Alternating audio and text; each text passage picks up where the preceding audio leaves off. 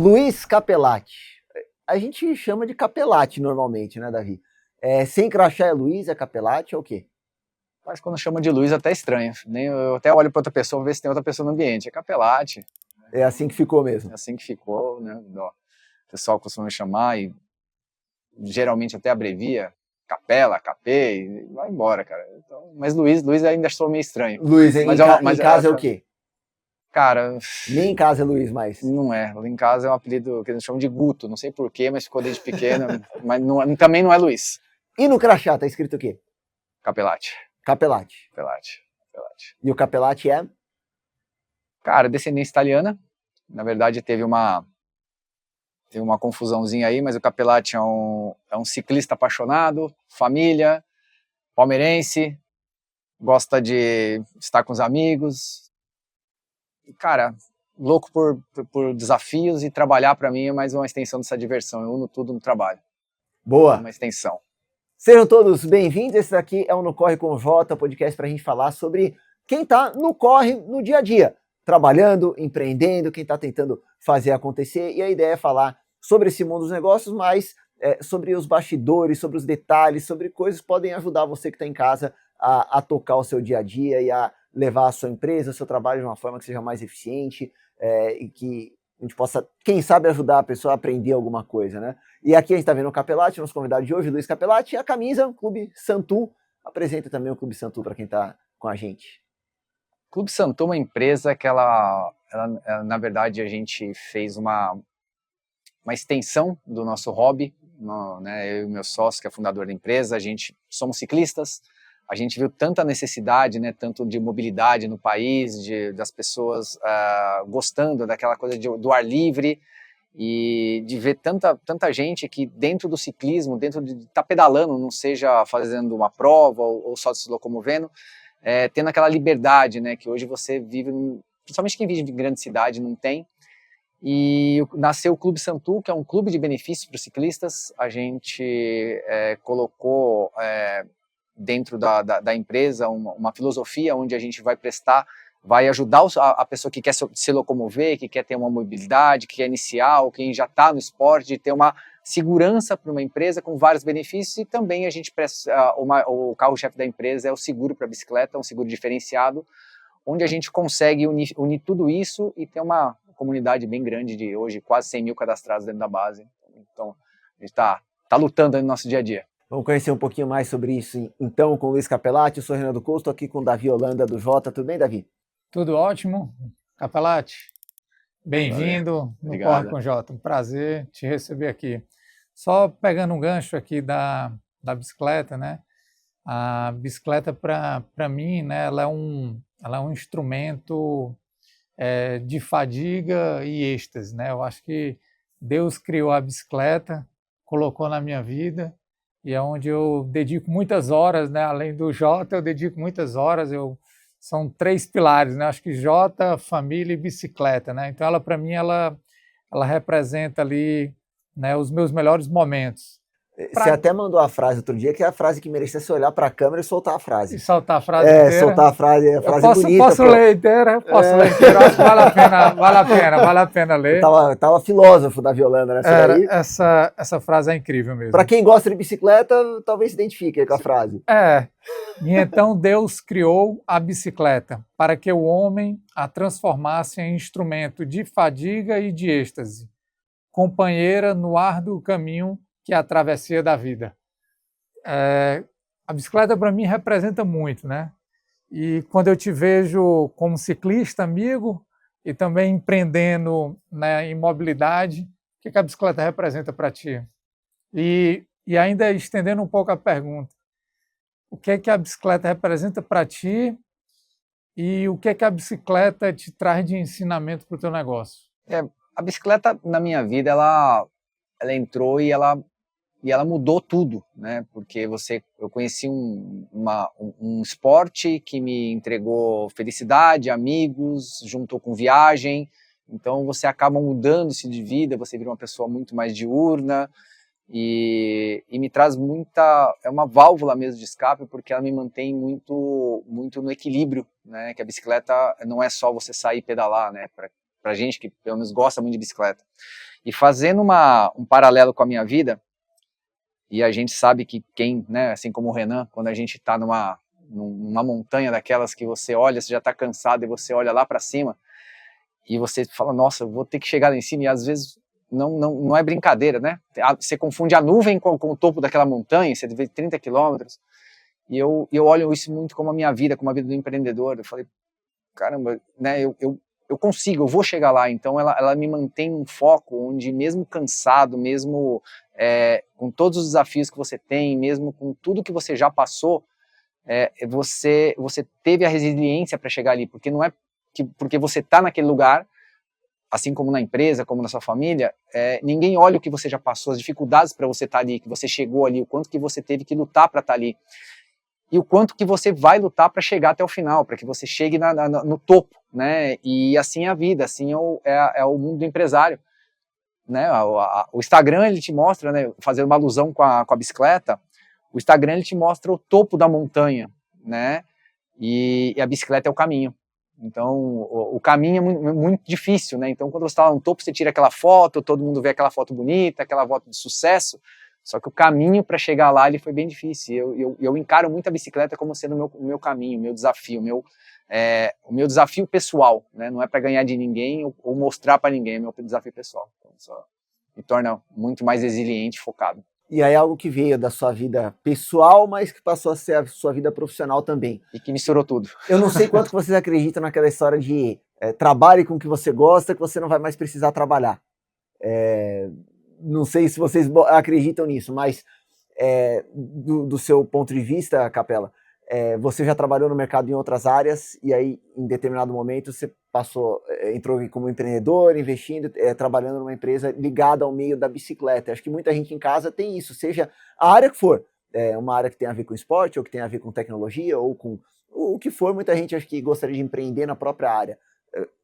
O que você tem para falar a respeito disso? Olha, eu acho que você trabalhar com o que você é apaixonado já é o primeiro é o primeiro obstáculo que você já vai ultrapassar, porque você trabalhar com aquilo que você não gosta, eu acho que já fica meio complicado, vira uma obrigação, e quando você faz alguma coisa obrigado, só pelo salário, isso não te leva para muito lugar, e muito menos vai te trazer felicidade. Você acorda naquele mecânico que você tem que fazer aquilo. E agora, você ter a oportunidade de empreender numa coisa que você é apaixonado, isso é muito legal, mas por que você entrou ali, né? E você pega todo o histórico de vida e você olha tantas coisas que você aprendeu no mundo corporativo, e que trabalhar com a bicicleta também virou um mundo corporativo, e que você pode aplicar, e você vê muitas coisas que você conseguiu aprender e que naquele meio você pode fazer a diferença. Acho que o Davi mesmo falou uma frase que o fundador, ele é um resolvedor de problema, ele vê um problema e ele consegue colocar pessoas para resolver aquele problema. Não significa que eu sou o melhor ou pior, né? Mas não é fácil, né? Essa é a parte, porque a gente tem uma vida, decidir é um caminho muito solitário, né? Quando você é executivo de uma empresa e você não é empreendedor, você aprende com o erro. E quando você é um empreendedor, você paga pelo erro. Então tem uma diferença muito grande, né? A decisão, ela é solitária.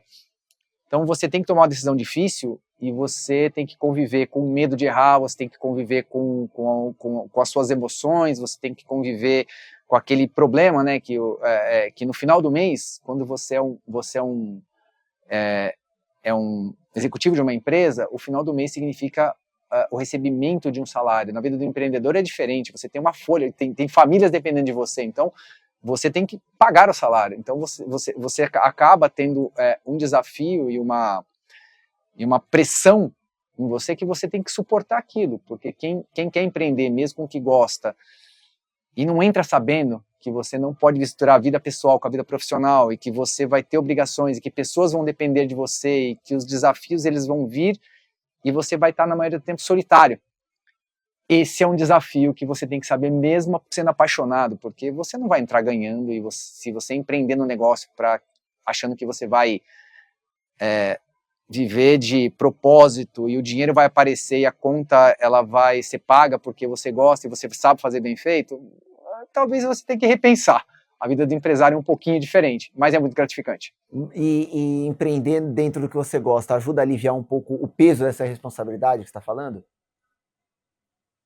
Olha, o peso não. né? Porque você sempre está preocupado em não a preocupação de não errar, ela é muito grande, embora você erre. Porém, você trabalhar com o que você gosta, você acordar motivado e você saber que você pode fazer a diferença todos os dias e aquela diferença não só para você e na vida das pessoas, como é o nosso propósito aqui também. E quando você vê pessoas se beneficiando daquilo que você, né, você acredita, isso te dá motivação e você fala, não, eu estou no caminho certo. Mesmo que alguma coisa dê errado, você fala, não, eu estou no caminho certo. Esse é um grande motivador diário, né? Vou fazer um contraponto aí, viu? Faça. Acho que foi ontem mesmo, a minha esposa perguntou para mim, né? Davi, tu gosta tanto de bicicleta, tanto de esporte, já pensou em abrir um negócio de bicicleta? E aí eu falei, nunca. Eu gosto muito de tecnologia, gosto muito de serviços financeiros e ainda acho que eu ainda consigo contribuir muito para a sociedade. Assim, eu acho que a forma como a gente está desenvolvendo a empresa, eu acho que a gente consegue contribuir muito para a sociedade.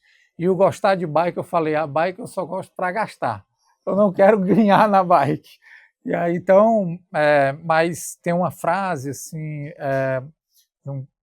esse cara incrível, um Naval Ravikant, que ele fala o seguinte, que as empresas quebram por falta de energia dos empreendedores.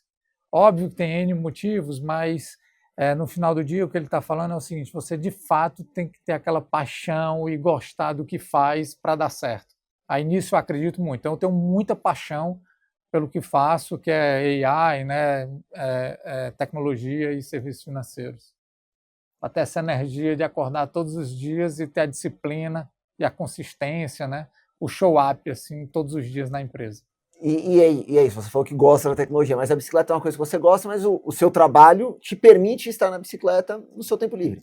É isso, eu gosto muito do que eu faço e ele é um condutor, né, do tempo e até mesmo do subsídio para eu poder praticar o esporte que eu gosto. Então, eu acho incrível, assim. Mas aí, voltando, Capela, para a questão da paixão pela bicicleta e aí unindo com o lado de empreendedor. Quanto que você, na empresa agora, no Santu, coisas que você aprendeu como ciclista, um ciclista amador, o cara que pedalava como hobby, mas que te dão os estalos do que você pode fazer com a empresa agora? Pergunta bem interessante. Antes, né, de conhecer a bicicleta, né, vamos fazer uns 15 anos aí que eu estou nessa diversão, né, que eu chamo, eu tinha uma rotina e eu sempre fui uma pessoa de rotinas. Acho que toda a rotina para mim é importante. Eu não sei viver sem essa rotina. E na bicicleta eu aprendi algumas coisas que para mim hoje elas são essenciais para o empreendedor. O empreendedor ele tem que ter um pensamento rápido, ele tem que estar toda hora ligado, ele tem que estar ligado nos movimentos, ele tem que estar ligado no mercado e ele tem que ter consistência, né? Todo dia acordar para você fazer aquela resiliência, a consistência e a perseverança. E na bicicleta não é diferente, a gente acorda, né? Todos nós somos ciclistas aqui, a gente acorda de madrugada, às 4 da manhã e todo dia, e se você falar que todo dia a gente acorda feliz às 4, não, você acorda porque você tem aquele compromisso, você tem aquela resiliência, você vai fazer, né, o seu esporte, que também é o seu treino, você se conecta com as pessoas, mas ali você também tem que estar atento o tempo todo, você tem que olhar, e você tem que cuidar da alimentação, você tem que cuidar do sono, você tem que, né, e isso tudo se conecta, porque quando você tá no mundo corporativo, não dá para você também não ser do mesmo jeito. E a bicicleta ela te traz essa rotina, essa resiliência e você acreditar em você mesmo, porque muitas vezes, né, as pessoas olham legal, olha de novo a gente, né, falando aqui, puxa, no Instagram é legal você ver aquela foto, a pessoa naquele lugar, só que você tem que acreditar em você para você estar ali, né, e o empreendedor é assim, você tem que acreditar no seu negócio, tem que acreditar no que você está fazendo, mesmo às vezes você não tendo todo o apoio, ou não tendo às vezes nenhum, porque você acredita e você vai fazer a diferença. E isso, para mim, ela é muito importante, né, para que você tenha um esporte que também ele te ajude a ter esse raciocínio lógico, essa rotina, essa disciplina, né, que é a palavra certa, que o ciclismo traz e o empreendedor ele tem que ter. E aí quando você está na bicicleta hoje, você está olhando em volta e pensando, pô, mas o ciclista precisa disso daqui, de tal serviço, de tal ferramenta, hoje o capelate que está na bicicleta está pensando nisso tudo constantemente? Bom, eu digo que em cima da bicicleta você não pode pensar nisso, né? Você tem que ter cuidado de ficar em pé nela, né? Então você fica lá de não cair. Uma coisa de cada vez. Porém, você olha, e acho que como todo empreendedor, né, você olha as oportunidades que tem no meio do caminho, no sistema. Então, quando você está, né, você vê alguém com alguma dificuldade, ou você vê uma via que poderia ser melhorada, você vê algum auxílio, uma pessoa querendo começar e não tem muita noção, ou aquelas pessoas que nunca foram para o esporte e começam, né, uma orientação, você pegar ali uma proteção. Isso tudo faz parte, porque você está ali, você é a mesma pessoa, você é o Luiz empresário, é o Luiz pai, é o Luiz marido, é o Luiz ciclista, é o Luiz amigo. Porém, quando você está conversando, você está vendo, o empreendedor ele sempre tem que estar atento, né, no ambiente, e acho que isso conecta muitas coisas, né, embora eu te diga que não é só na bicicleta, né, hoje eu escolhi trabalhar com isso, mas como o Davi falou, a bicicleta, ela virou um negócio para mim também, então eu separo bastante. Acabou lá, aquele momento que eu estou ali me divertindo, me descontraindo, começa a parte de ser empresário no mundo, e você não pode gostar mais da bicicleta do que do seu negócio, isso tem que separar bastante. E aí no caso do seguro, eu tenho uma situação sua com a bicicleta, peguei um buraco, quebrei a roda, caí, quebrei a bicicleta, precisei acionar o seguro, como que eu vou fazer, o que eu gostaria que o seguro tivesse, o que você tem para falar disso? Olha, a ideia do seguro dentro do clube, né, que ele foi feito para ser benefícios, não só um seguro, ele nasceu muito de quando a gente viu um problema que quem nunca, né, você tem uma bicicleta ou no rack do carro, ou em cima do carro, a gente vai entrar numa garagem, você vai lá e você destrói seu carro e sua bicicleta. Eu tenho medo disso. É um problema que, assim, muita gente esquece que a bicicleta está em cima. E a gente passou por isso, e o seguro tradicional, ele nunca foi feito de uma forma pensada para o ciclista, ele foi feito para ser um seguro para te repor o bem. E quando você pensa no ciclista, ele é um pouco diferente. O mesmo empresário que faz um seguro com a gente, se te acontecer de quebrar um carro ou tiver um problema na empresa, ele consegue esperar os 30 dias, 40 dias, 50 dias para receber o bem de volta, né? Mas a bicicleta não, a bicicleta é a válvula de escape dele, ele não fica sem a bicicleta, porque é ali que ele está com os amigos, é ali que ele sai daquele mundo corporativo que às vezes, né, cansa, né, é pressão o tempo todo para se divertir em cima da bicicleta e estar com os amigos. Ele não quer ficar sem a bicicleta. E os seguros não entendiam isso, eles não falavam assim, a gente falou, por que a gente não cria um seguro onde a gente repõe a bicicleta o mais rápido possível e não repõe o dinheiro, porque muitas vezes com o dinheiro você não consegue repor a mesma bicicleta, ou às vezes ela não tem para vender. E a gente criou um mecanismo, né, de novo, pensando numa solução, como é que eu posso entregar no menor tempo possível uma bicicleta para que aquele segurado ele não fique dependendo, ou fique ligando, ou fique no call center, ou fique ali esperando muitas vezes. E hoje a gente sabe que tudo tem uma burocracia, né? A gente vive num desafio do empreendedor, talvez no Brasil, é o imposto, mas é o fator Brasil, tudo é burocrático, a gente tem muitas coisas são importadas, e como é que você consegue driblar tudo isso e receber um dinheiro e repor esse bem? Então a gente pensou em toda essa mecânica, que não é fácil, parece fácil falar, mas não é fácil de fazer, e a gente pensou, com tecnologia, como é que a gente poderia resolver isso. E foi aí que saiu o seguro especializado. Luiz, eu tenho sim, eu vou mudar aqui um pouco a conversa, mas na bicicleta, a bicicleta ela não pode parar, né? Se ela parar, ela cai, né? Cara, o que é que não pode parar na vida do Luiz e na Santur? E estendendo um pouco, cara, qual foi o maior corre assim que tu teve, né, pessoalmente? Olha, Davi, acho que é uma pergunta, ela é fácil e difícil de responder, né? Porque na vida da gente você tem várias dificuldades que você enfrenta. Mas quando eu saí do mercado e já faz alguns anos que eu decidi ser empreendedor, eu eu tinha uma vida, como eu já falei, onde todo mês você poderia falhar, então você aprendia com o erro. E hoje a gente, como empreendedor, você tem que arcar com o peso das suas decisões. E a minha decisão, ela era muito mais rápida, ela era muito menos pensada. Por quê? Porque eu tinha que agir.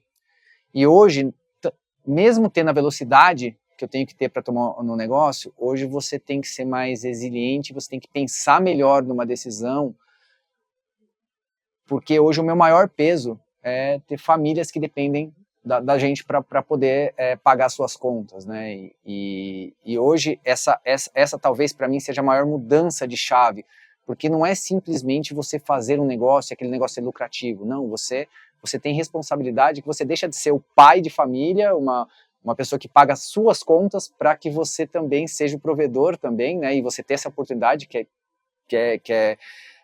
para mim é uma dádiva de você proporcionar para as pessoas um lugar para trabalhar, um lugar para que elas possam estar felizes trabalhando, mas que também elas possam levar o sustento para casa delas. Isso para mim foi uma mudança de paradigma muito grande, onde você precisa, né, dar certo. Você tem não aquele negócio que você vai ser demitido. Não, eu não vou.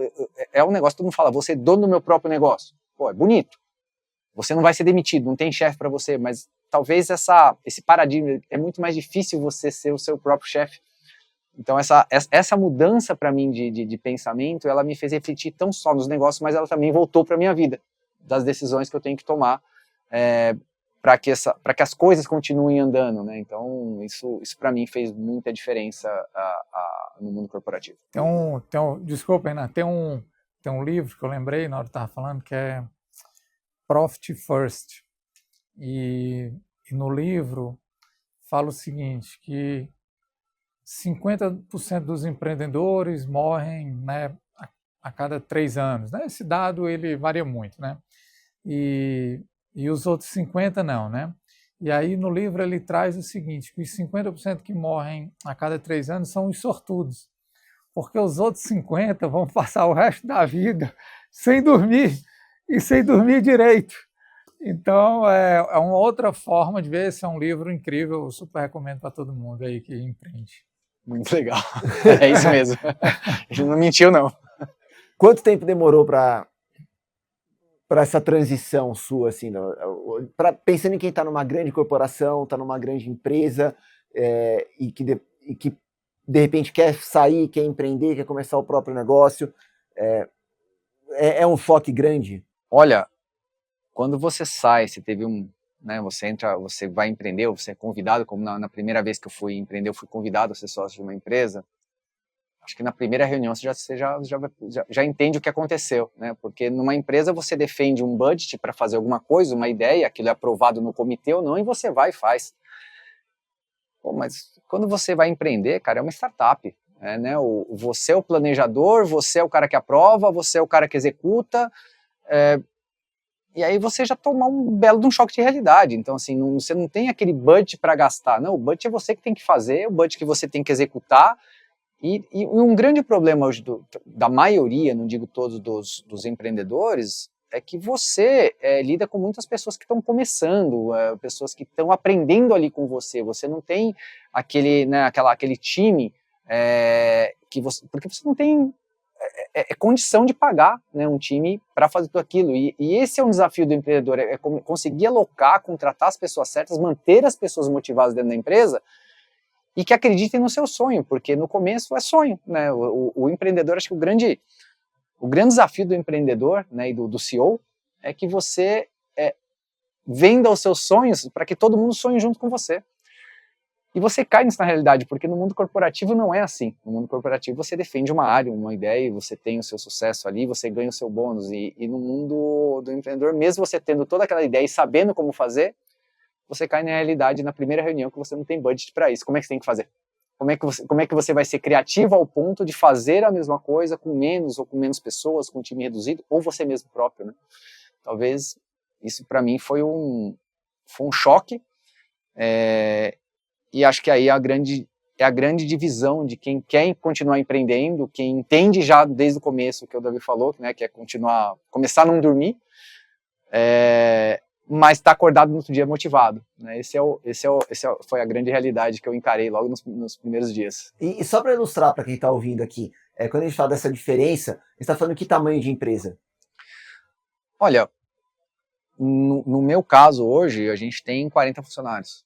Então são uma empresa com 40 pessoas. Só que é uma holding, né? São 5 empresas. Então as estruturas são pequenas para cada pedacinho, né? Para cada empresa. E quando você estava do outro lado, estava numa empresa de... Olha, era uma multinacional, né? Então tinha mais de 5 mil pessoas, né? E você estava dentro de uma área importante, mas você tinha né? Eu falo que a empresa multinacional ela é como um elefante, né? Ela demora para engatar, mas depois ninguém consegue parar. Mesmo se você não faz o seu trabalho, ou você fica doente ou você está de férias, a empresa não para. E quando você está numa startup, até você construir isso demora muito, se você conseguir. Porque geralmente sem você ali junto, não é porque você é mais importante ou menos importante, mas você é parte do processo. Se você não faz, ninguém vai fazer. Então essa é uma diferença aí que todo mundo tem que entender. Você tem que estar presente. Eu posso falar aqui do Jota, né? O Jota, ele começou, eu lembro demais assim, na história é engraçada. Eu estava indo correr, né, ali no Parque Ibirapuera, numa sexta, e um amigo estava saindo para correr. E aí eu cruzo com ele e falo, cara, aquele teu escritório lá tem umas posições sobrando. Eu não vi esse meu amigo há uns 6 meses. O empreendedor tem que ser meio cara de pau, né? Tem umas posições sobrando, é um grande amigo cearense. E aí ele, Davi, tem umas posições sobrando. Cara, cabe 3 pessoas lá, porque eu estou abrindo uma empresa e sou eu e mais 2. Cabe 3 pessoas lá? Aí ele falou, cabe. Putz, cara, salvou, vou economizar aqui, né, na minha cabeça, cara, vou economizar aqui uns 10 mil e tal, de locação e tal. E aí no mesmo dia eu mandei um WhatsApp para ele, ele já liberou lá o espaço, na segunda começou a empresa. Então a gente começou a empresa num espaço emprestado, né, então, e com 3 pessoas. E aí também a empresa aumentou, a gente ficou ali 5, 6 pessoas, né, e aí a gente falou, cara, olha só, galera, a gente não tem dinheiro, então o salário dos 2 primeiros meses esquece. E, cara, cada um se vira aí, cara, a economia que cada um tem, cada um vai usar. Então a gente ficou 2 meses sem salário lá, não tinha receita, não tinha nada, não tinha levantado capital.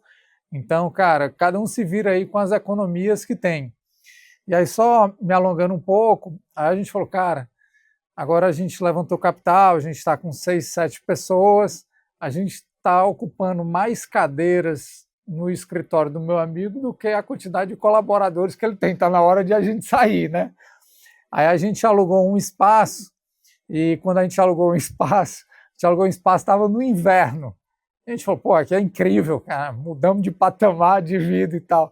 Veio o verão, o ar-condicionado da central do prédio não funcionava. Eu ia trabalhar de chinela, bermuda e, cara, às vezes de camiseta assim, sem manga, e, cara, suando. Aí teve um dia depois, assim, de uns 4 meses, assim, eu falei, cara, não dá mais, gente, chega. Não dá mais, vamos atrás de um escritório minimamente decente. Então tem, cara, assim, tem, você vê de fora, né, ah, não, o cara, sei lá, apareceu no jornal e tal. Cara, tem muito perrengue. Se eu parar para falar de perrengue de Jota aqui, puta, o podcast fica Davi do Jota e não do Luiz. Bom, mas o verão está começando e a temperatura aqui dentro está agradável agora, então. Temos ar. Você falou de tecnologia para ajudar a oferecer essas soluções todas. Trabalhou em uma outra empresa de tecnologia antes que você tinha, né, Luiz? Tecnologia para ajudar o empreendedor hoje, o que você pode falar? Renan, sem tecnologia tá difícil, você não consegue, ainda mais no mundo corrido que nós temos hoje, com a quantidade de informação que você tem que lidar e com as soluções cada vez mais fáceis, né, as pessoas tendo acesso a muito aplicativo, a muita solução, sites fáceis. Eu dou muito exemplo do celular, né? Se o seu celular, você vai daqui no corredor, ele não pega, você já fica nervoso, porque tá sem sinal. Pô, cara, tá sem sinal aqui e tal. É a mesma coisa num serviço que você vai prestar, porque quando você vem em tecnologia, parece fácil, mas o que eu falo dentro da empresa é que nós não podemos ser uma empresa de tecnologia, nós temos que ser uma empresa que presta um serviço, e a tecnologia ela tem que ser a base, mas ela tem que ser um commodity. O software tem que funcionar, a gente tem que usar a tecnologia a favor do nosso cliente, só que aquilo não é o produto final, ninguém vai comprar um seguro porque o software é mais bacana, ninguém vai comprar não, aquilo tem que funcionar, qual que é o benefício daquilo? Então, a tecnologia hoje, aliás, a inteligência artificial, as pessoas que sabem comandar aquilo, junto ao montante de dados que você tem hoje, e você ter uma infraestrutura potente para que as pessoas possam entrar e usufruir do seu serviço sem que elas tenham uma má experiência, né, uma experiência ruim de navegação, ou qualquer que ela seja, isso é fundamental. Eu não vejo uma empresa trabalhando hoje, sinceramente, pode até ter, mas qualquer empresa pequena, ela precisa de uma tecnologia de ponta. E como que vocês estão usando a tecnologia? Qual é a tecnologia? É aliado com inteligência artificial? Como que vocês estão usando a tecnologia para entregar o serviço de vocês?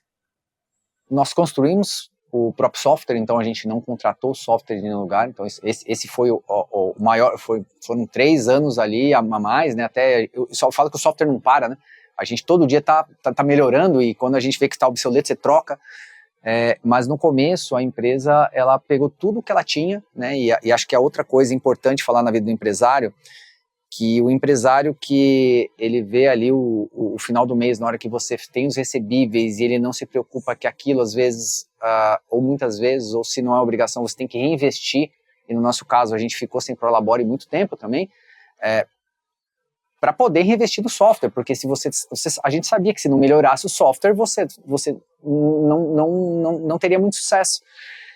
Dentro disso, a gente criou as próprias features, a gente não dependeu de ninguém, talvez isso seja o maior diferencial nosso, a gente criou um software exclusivo para o serviço que a gente queria, para poder dar uma assistência melhor para o nosso cliente. Então, colocando isso na frente, a gente conseguiu ter uma vantagem competitiva. Então, vocês contrataram desenvolvedores?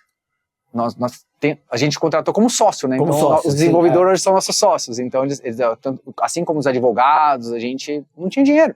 Não, como o Davi falou, você não tem dinheiro. Então, você pega um bom escritório, cara de pau, você não quer advogar pra gente sendo nosso sócio. Você pega um desenvolvedor, você quer pôr uma equipe aqui tendo uma parte mas o que eu vou ganhar? Não, por enquanto você vai investir, né? E você tem que pegar pessoas boas para que acreditem no seu projeto. E a inteligência artificial? Hoje a gente usa bastante, né? Primeiro, para que você possa fazer a captação de cliente. Hoje o perfil de consumo das pessoas mudou. Antigamente você comprava um seguro como? Né? Ou você conhecia a empresa, ou alguém te indicava.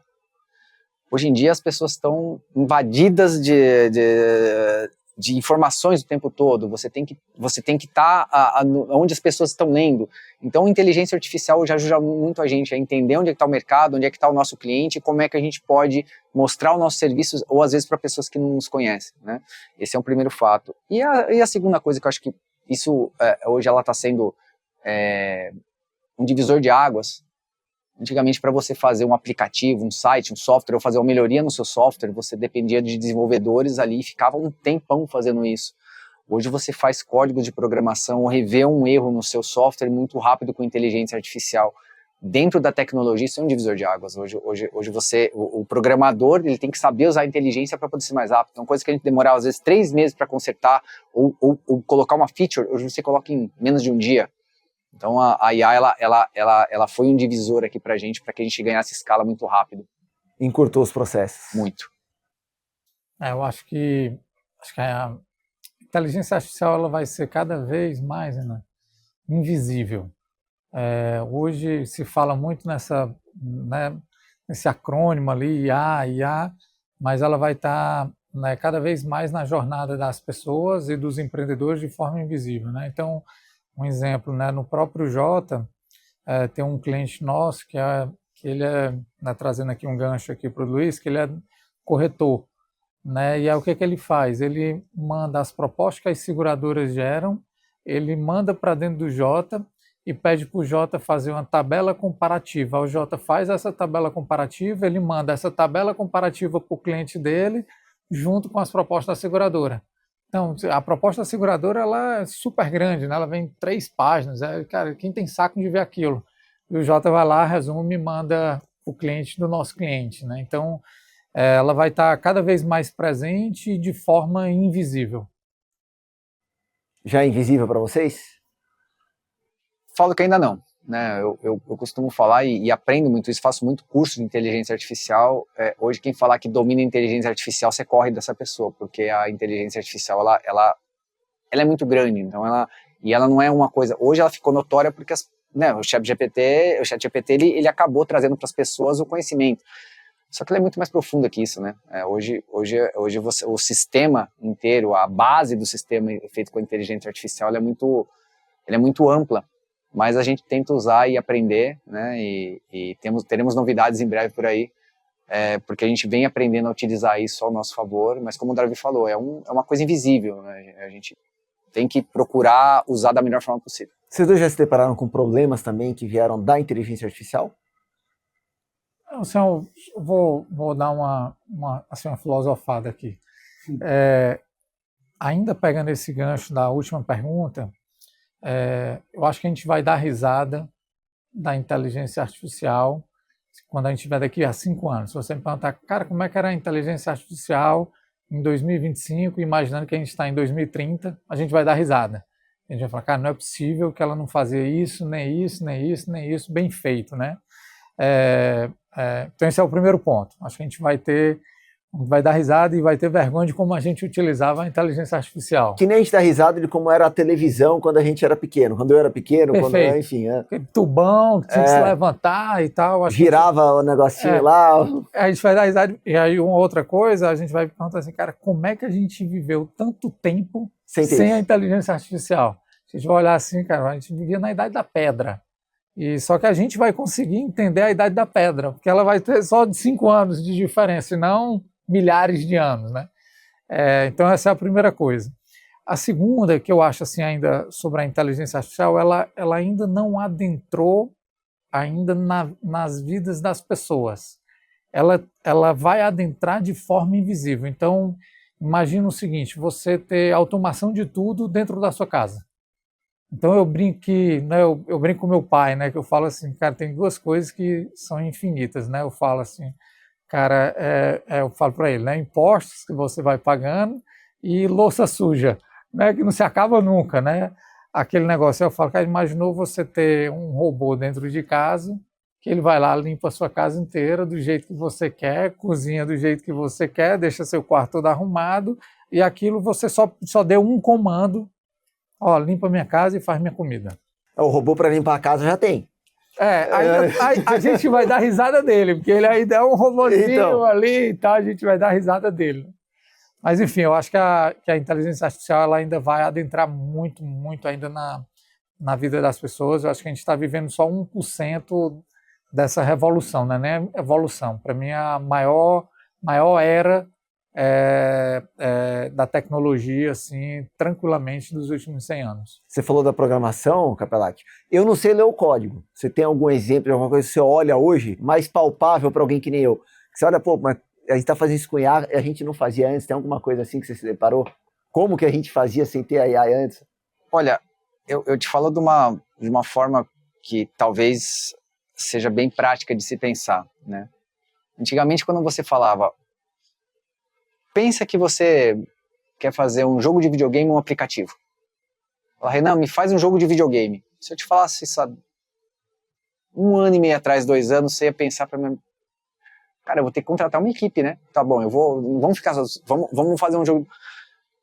Hoje com a IA você faz tanto um aplicativo, você escreve para ela, ó, eu quero um aplicativo que faça receita de bolo e que as pessoas coloquem ali o que é um bolo do quê, e ela vai te dar todos os ingredientes, já vai mostrar para você como é que faz e como é que você vende aquilo. Você escreveu exatamente da forma que eu te falei, o aplicativo vai ficar pronto. Você quer fazer um videogame, um jogo com imagens, você vai escrever isso e fica pronto.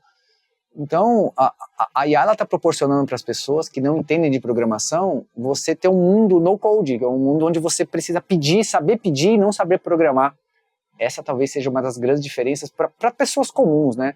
Agora, na vida do programador, hoje ele ficou muito mais produtivo. Eu sou conselheiro de uma empresa e que eles tinham mais de 60 pessoas dentro de uma área de tecnologia e vivia, né, com aquela fila interminável, quem quem está em empresa sabe de bugs do software, assim como qualquer um tem, né? Se o próprio celular vive cheio de bug, toda hora você tem a correção. Eles reduziram essa equipe para menos de 20, hoje tem 0 bug. Então, assim, olha o tamanho da eficiência que a empresa tomou e como a inteligência artificial tomou conta. Então, eu falo para todas as pessoas, meus funcionários, os amigos, a IA não substitui pessoas, ela substitui quem não sabe mexer com a IA, ou quem não sabe pedir para a IA. Então, como o Davi falou, para mim é a maior revolução da história da humanidade, essa quantidade de informação que você pode dar em pouco espaço de tempo e sem ter aquele skill necessário para fazer aquilo. O ChatGPT é o que está mais famoso, mas quais são as plataformas que você mais gosta de usar de IA, que você acha que são mais úteis para as pessoas no dia a dia?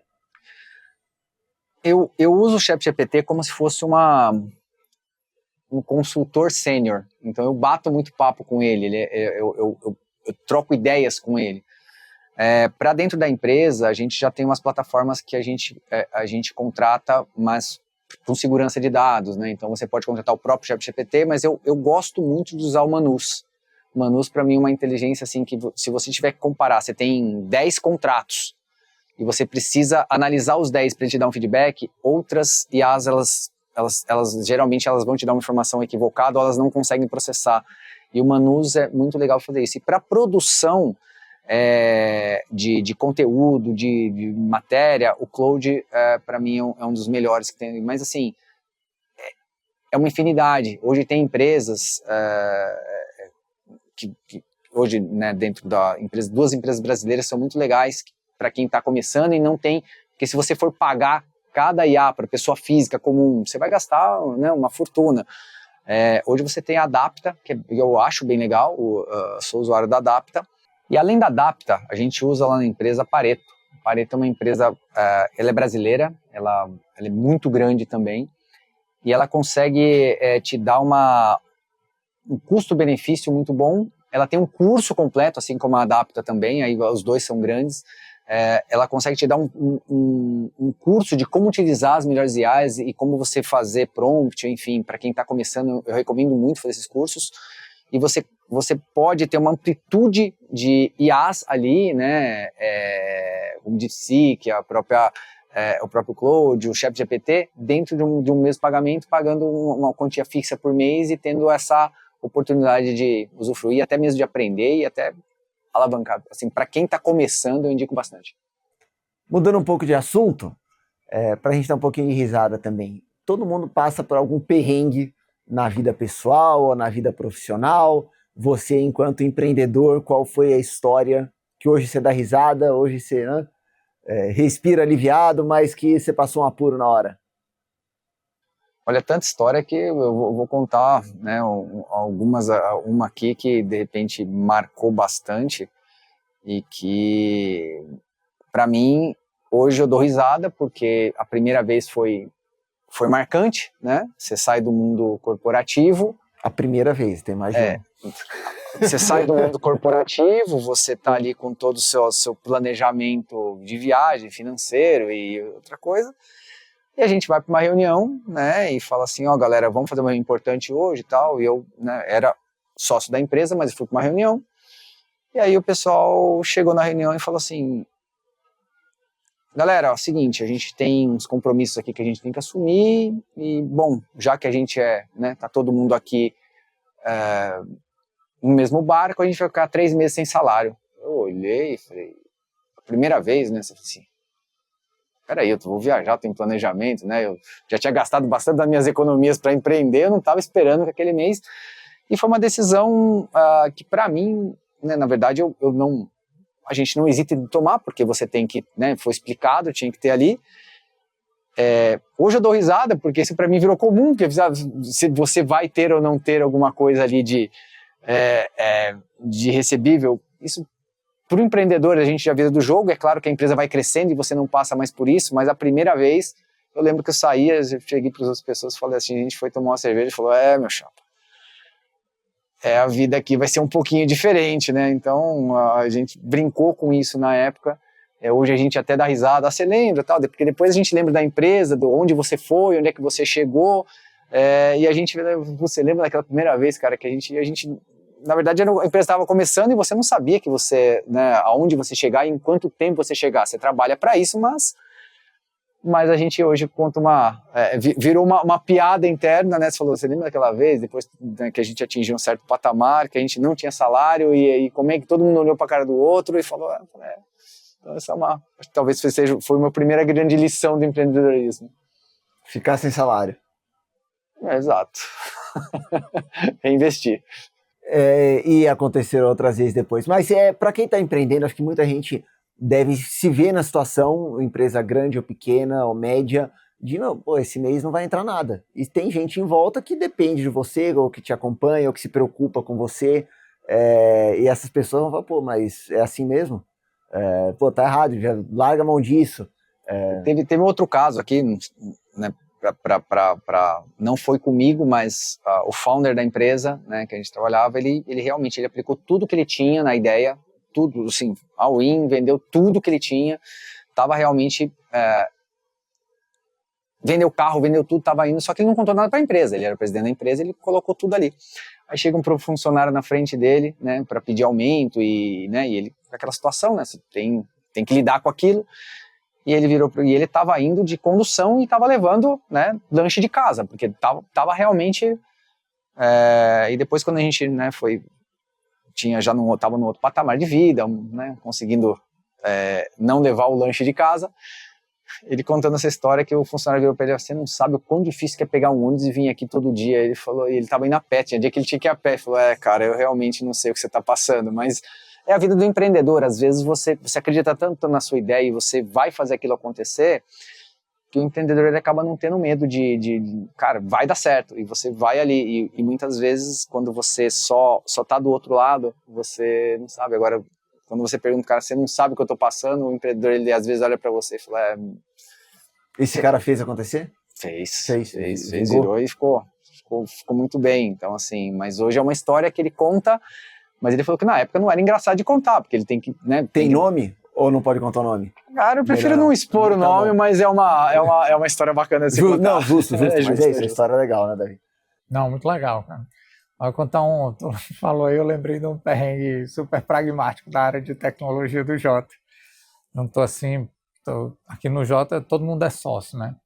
O modelo aqui é modelo de partnership, né? Que é menos comum, né, no Brasil e muito desenvolvido lá fora. Aqui, até o estagiário, ele tem a ação da empresa, né? E aí, os caras inteligentíssimo, né? Juntaram aí as mentes brilhantes e foram definir o código, né? A stack, qual era a stack que eles iam desenvolver o código. E aí desenvolveram assim, uns 2 primeiros meses. E aí, aqui tem um dos nossos valores, né? É empoderar as pessoas, né, com responsabilidade.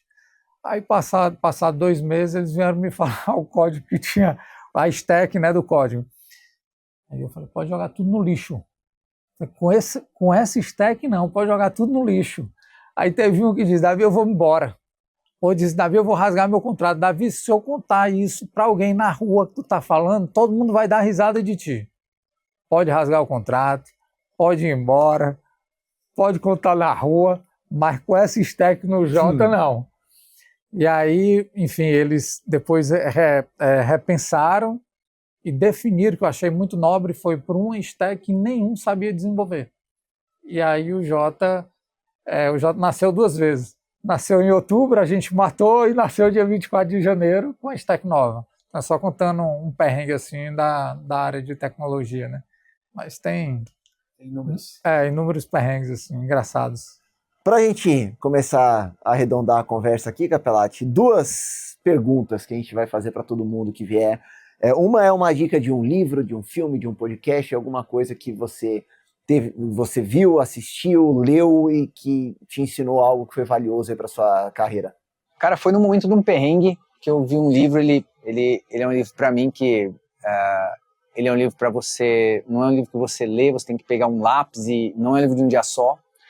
É um livro do Tim Ferriss, chama Segredo dos Titãs, onde ele conta nos bastidores ali, você pega grandes pessoas, grandes nomes que você, né, que já tiveram, grandes esportistas, e aí ele conta qual que é um pouco ele junta dentro do livro qual que é a grande virtude que cada um teve para chegar lá, e aí conta todos os perrengues também que você chega, mas como você poderia unir, né, um Michael Jordan, um Steve Jobs, alguma coisa assim, que você lê bastante o livro, mas você não sabe muito da história. Para mim esse livro foi num momento que para mim era talvez, eu acredito muito em Deus, né? Deus me parou por algum motivo.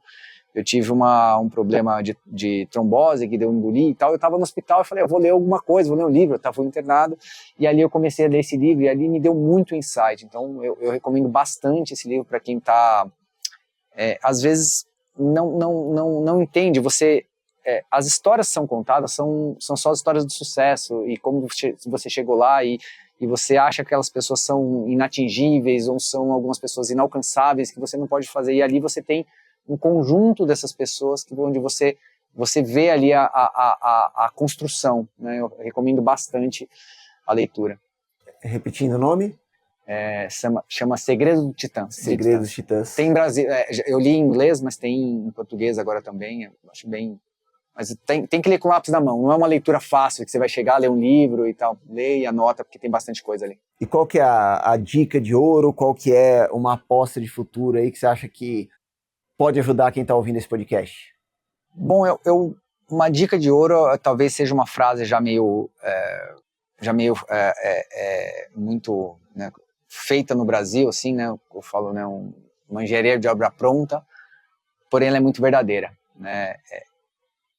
Quando você decide empreender, você pensa que no seu talento, você pensa que você consegue, você sabe fazer aquilo, e que aquilo vai dar certo. Então o Brasil ele é muito famoso em abrir muito e fechar muita empresa. A gente tem bastante essa cultura do brasileiro, que o brasileiro acredita muito. Porém, o que eu falo para todo mundo é, para você empreender, você tem que ter tudo isso, mas você tem que ter um bom planejamento, principalmente financeiro, porque o empreendedor brasileiro ele não sabe fazer preço, a maioria deles, né, não sabe fazer preço, não sabe fazer fluxo de caixa, não tem uma reserva guardada, e ele mistura a vida pessoal com a vida profissional. Isso tudo é a fórmula do insucesso, né? Então, se você quer fazer um negócio, acho que o Brasil é um dos melhores países do mundo para você empreender, porém, se você não tiver essa precaução, estudar um pouco, não só o seu skill, mas foi estudar um pouco do que eu falei, né, de gestão financeira, de você ter um equilíbrio, você ter um caixa para se manter pelo menos de 1 a 2 anos ali, minimamente sem depender da empresa, você saber fazer o preço da sua mercadoria, saber um pouco de marketing. Estuda um pouquinho antes, né, antes de você se aventurar, sair do seu emprego e falar, vou montar alguma coisa. Eu acho que é muito importante, porque o Brasil ele é um país de oportunidades. Eu acho que isso é muito legal da gente viver nesse país. Só que a gente também não pode tomar essa decisão só porque você é bom naquilo que você faz. Acho que isso é um divisor. Boa, legal. Chegando ao final de mais um podcast, Davi.